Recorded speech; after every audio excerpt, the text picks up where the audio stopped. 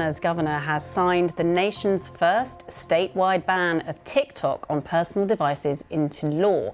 It's due to take effect on the 1st of January. TikTok has come under scrutiny from authorities around the world over concerns that data could be passed to the Chinese government.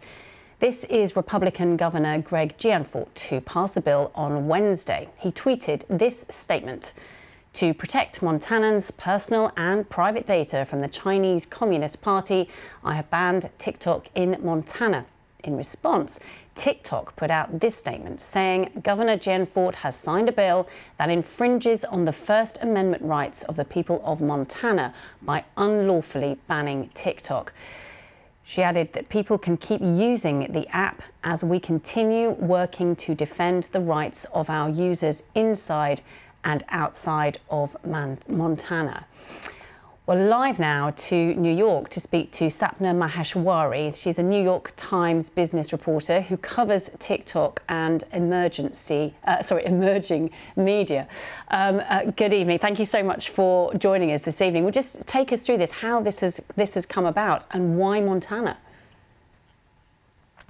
Sure. So this one-of-a-kind action really comes after a huge wave of bans on government devices, really, from states all over the country, really more than a dozen. And Montana has escalated those efforts by saying in February that they were going to introduce a bill that would actually ban TikTok across the state. So not just for government employees, but for all people. It was debated quite roundly, but it made its way through different bodies of the state legislature. And it was a very big deal, of course, when it was signed into law yesterday. And so there's a bit of time before this ban comes into force. And how easy will it be to enforce? Will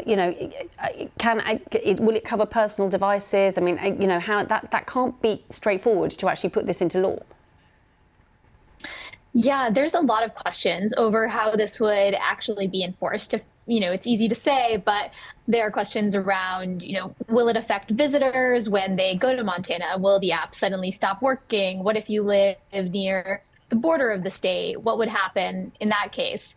And it seems that the bill has considered this by basically putting the onus on Apple and Google and targeting the app stores that carry TikTok, as well as TikTok itself, basically creating fines if it were to operate in the state.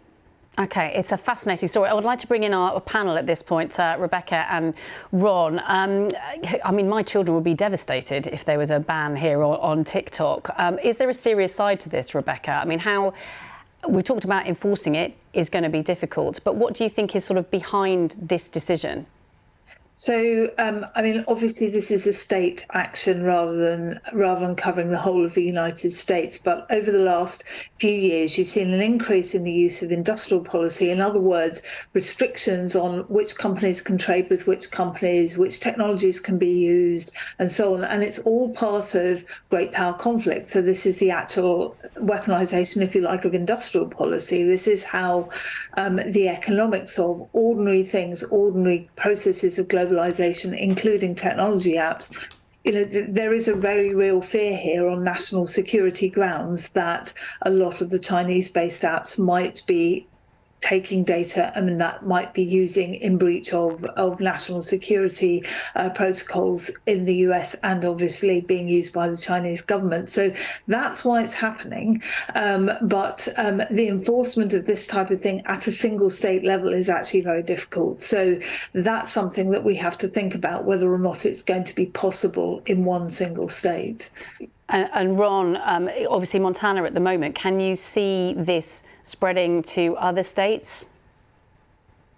I can, Sarah, but I have to say it's going to be very, very difficult to enforce. I mean, what if you live in the neighboring state of Idaho or Wyoming?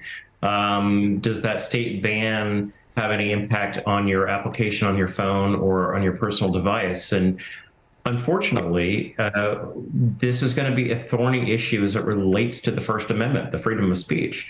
We might not necessarily agree with the platform that TikTok has and its influence on younger folks around the globe, but they have at this juncture a freedom to operate freely through all 50 states here in the United States.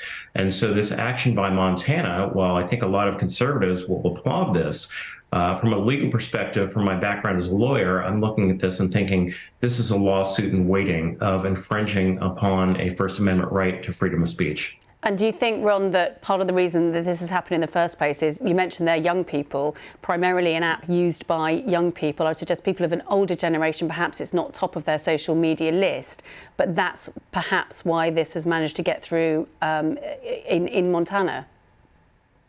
I do. Look, I'm a dinosaur, right? I mean, at 53, I don't know what TikTok is. I don't have a TikTok account, but my nieces and nephews do.